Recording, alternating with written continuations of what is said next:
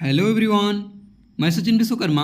आज के इस वीडियो में मैं आपके लिए beneficial insect pest and horticultural crops and there management के वीडियो का पार्ट 2 लेकर आया हूं। इसके पहले मैंने पार्ट 1 में कुछ क्वेश्चंस अपलोड किए हैं जो कि बहुत ही ज़्यादा इंपॉर्टेंट हैं, मधुमक्खी से रिलेटेड क्वेश्चन है उसमें, तो आप लोग उसे जरूर देखिएगा। उसमें से काफ़ी क्वेश्चन आपकी परीक्षा में आएंगे। बाकी पिछली बार के पेपर का सोल्यूशन भी चैनल पर अपलोड है, तो आप लोग वहाँ से जाकर जरूर देखिएगा, क्योंकि पिछली बार के पेपर से हर पेपर में काफ़ी क्वेश्चन रिपीट हो रहे हैं। तो चलिए वीडियो को शुरू करते हैं। पहला क्वेश्चन है कि सफ़ेद लट व्हाइट ग्रब की बीटल अंडे कहाँ देती है। तो जो व्हाइट ग्रब होता है इसकी बीटल अंडे देती है जब भुरभुरी मिट्टी में 10 सेंटीमीटर गहराई पर। अगला क्वेश्चन है इरी रेशम कीट पाला जाता है। तो इरी रेशम कीट पाला जाता है अरंडी पर। अरंडी के पौधे पर या उसकी पत्तियों पर इरी रेशम कीट पाला जाता है। अगला क्वेश्चन है श्रमिक मधुमक्खी है। तो श्रमिक मधुमक्खी है बंध्य मादा, ये स्टाइल फीमेल होती है। श्रमिक मधुमक्खी जो है बंध्य होती है। अगला क्वेश्चन है ट्राइकोग्रामा परजीवी किसके प्रबंधन के लिए सुझाया जाता है। तो जो ट्राइकोग्रामा परजीवी है ये चीलो इन्फस कटेलस, ये साइंटिफिक नेम होता है अर्ली सूट बोरर का। तो अर्ली सूट बोरर के प्रबंधन या नियंत्रण के लिए ट्राइकोग्रामा परजीवी का प्रयोग किया जाता है। अगला क्वेश्चन है लाख के कीट का मुख्य परिभक्षी है। तो लाख के कीट का मुख्य परिभक्षी होता है यूब्लेमा एमाबिलिस। यूब्लेमा एमाबिलिस जो है ये एक परिभक्षी है, कीट है, प्रेडेटर है। इसका प्रयोग किया जाता है लाख के कीट, मतलब ये लाख के कीट का एक मुख्य परिभक्षी या प्रेडेटर होता है। अगला क्वेश्चन है कि सब्जियों के लिए सुरक्षित कीटनाशी कौन सी है, यानी सब्जियों के लिए कौन सी कीटनाशी है जो सुरक्षित होती है।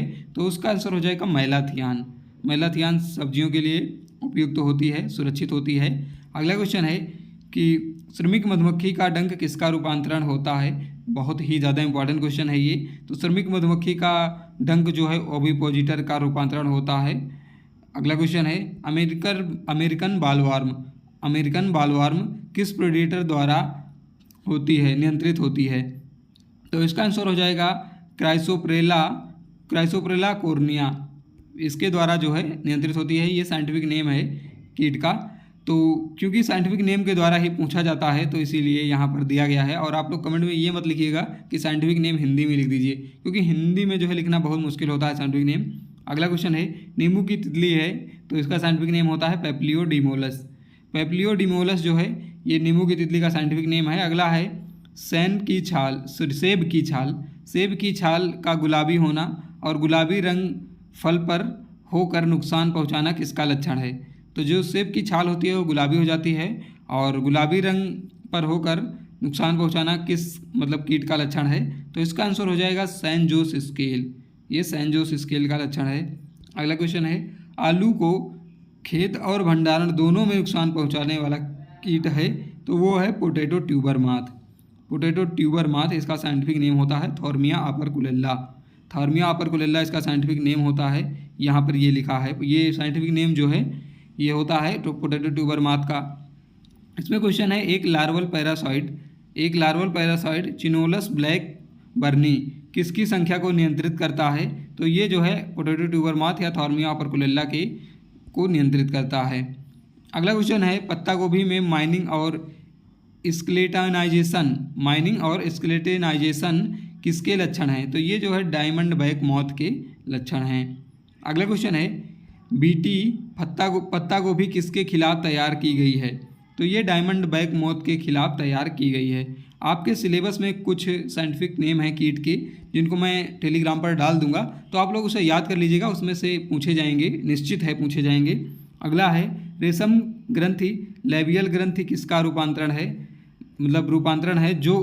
जिसकी उत्पत्ति होती है। तो ये इक्टोडर्मल से होती है। जो रेशम ग्रंथि होती है या लेबियल ग्रंथि है, ये जो है इक्टोडर्मल ग्रंथि का रूपांतरण है या इसकी उत्पत्ति इक्टोडर्मल से होती है।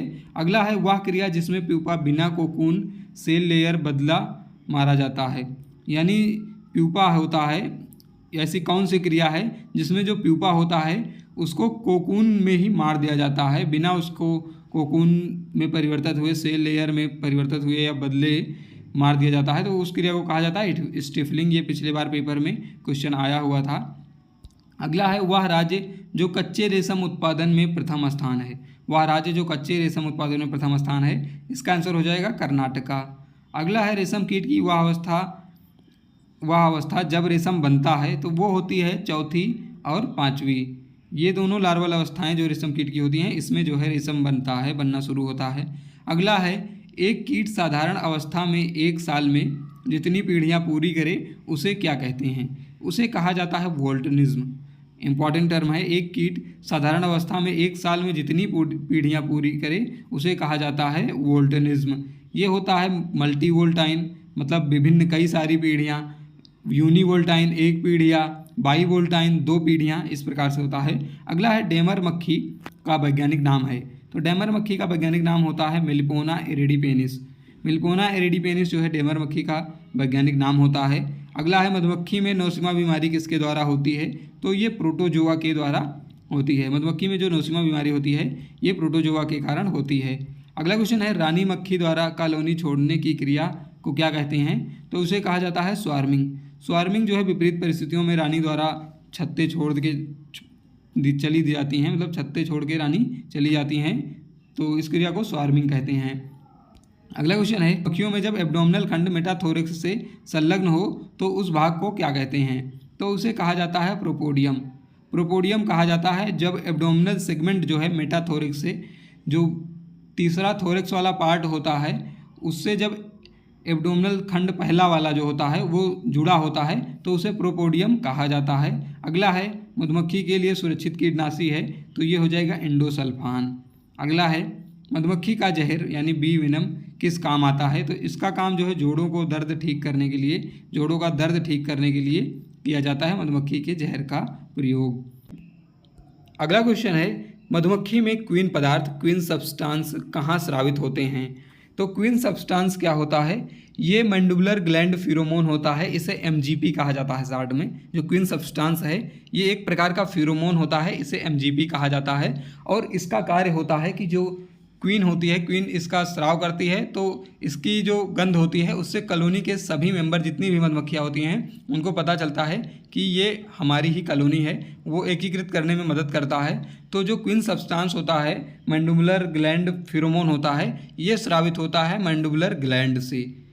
अगला क्वेश्चन है, मधुमक्खी में किस प्रकार के मुखांग पाए जाते हैं? तो मधुमक्खी में चबाने और चाटने वाले, चेविंग एंड लैपिंग टाइप के मुखांग पाए जाते हैं।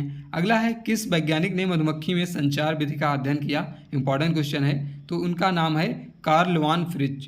कार्ल वान फ्रिच इनका नाम है, इन्होंने मधुमक्खी में संचार यानी कम्युनिकेशन के बारे में बताया था। अगला क्वेश्चन है, लाख कीट का वैज्ञानिक नाम है? तो लेसिफर लैक्का ये लाख कीट का वैज्ञानिक नाम होता है। लाख कीट के वैज्ञानिक नाम तीन होते हैं, लेसिफर लैक्का, केरिया लैक्का और एक और होता है। अगला क्वेश्चन है, वह कौन सी ग्रंथि है जो लाख श्रावण में मदद करती है? तो लाख श्रावण में मदद करती है वो होती है रेजिन ग्लैंड या रेजिन ग्रंथि। अगला है, रंगीन स्ट्रेन संबंधित है?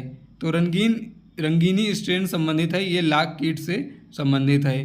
तो इस वीडियो में इतना ही, बाकी अदर क्वेश्चन आपको नेक्स्ट वीडियो में मिल जाएंगे जो कि यहाँ पर बनाए हुए हैं। तो आप लोग वीडियो अच्छा लगा तो वीडियो को लाइक करिएगा, और चैनल को सब्सक्राइब नहीं किए हैं तो सब्सक्राइब जरूर कर लीजिएगा, क्योंकि हम आपको आगे भी ऐसे ही इंपॉर्टेंट वीडियोस और इन्फॉर्मेशन प्रोवाइड कराते रहेंगे।